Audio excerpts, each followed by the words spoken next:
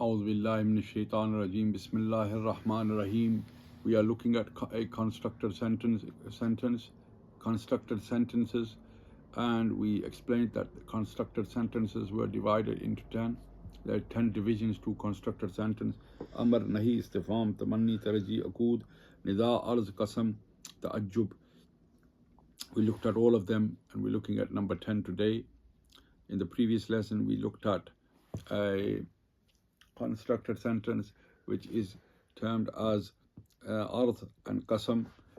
Inshallah, today we will be looking at Ta'ajjub, and this is a sentence. So Ta'ajjub, this is a sentence of amazement.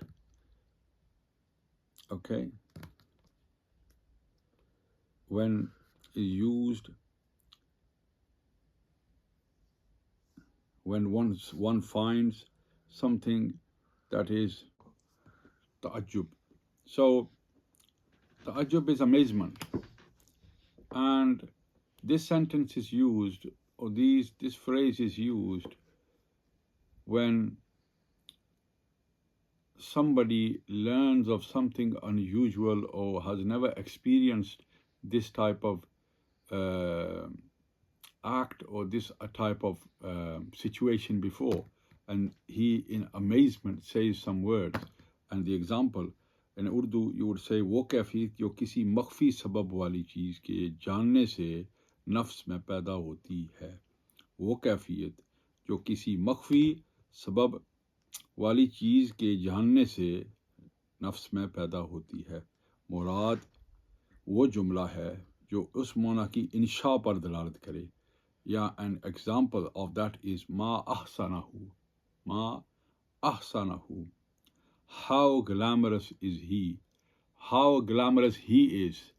So somebody, when he sees somebody very glamorous, okay, some type of beauty, some beauty that he has never seen, visualized before, he would say words like ma ahsanahu.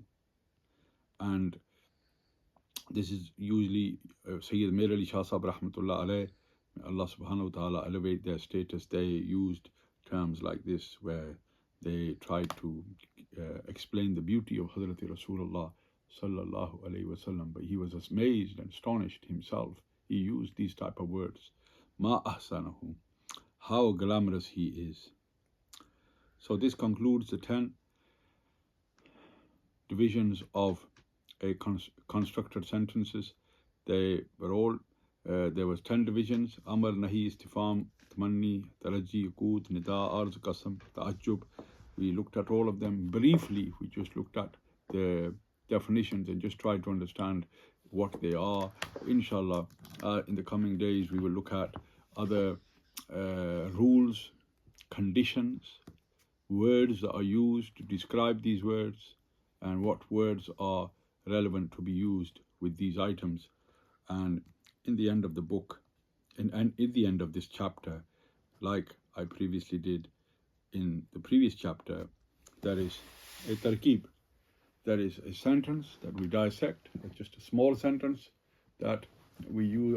I put down in the book, so it just gives you a little bit of exercise. And the word I used is hal daraba zaydun, and hal daraba zaydun. So hal is a particle, so it's a word, it's a harf. Daraba is a fi'l mazi mutlaq musbat maruf. As you know, daraba, darabu, we learned this in sarf. And zaydun is a ism, it's a proper noun. And when they are put together, they become a jumla. And in this particular instance, this would be a jumla inshaya, a constructed sentence. Hal would be harf istifham. It is used for questioning. Daraba, fail mazi, and this is a fail. We're not going to go into the meanings of it because we do that in sarf. So hal would be harf istifham, and daraba would be a fail, it would be a verb, and zaydun would be a noun, but in this case it is the file, it is the doer. Okay, so hal daraba zaydun. So the way we would do the syntactical analysis of this is we would say a hal is harf istifham, daraba is fail, so harf plus fail plus file. So although this is ism, we wouldn't say it's a ism because this is understood anyway. So we just would say that this is a file, this is the doer, okay? File to the fail, which is previously past, and this would be called jumla insha'ya.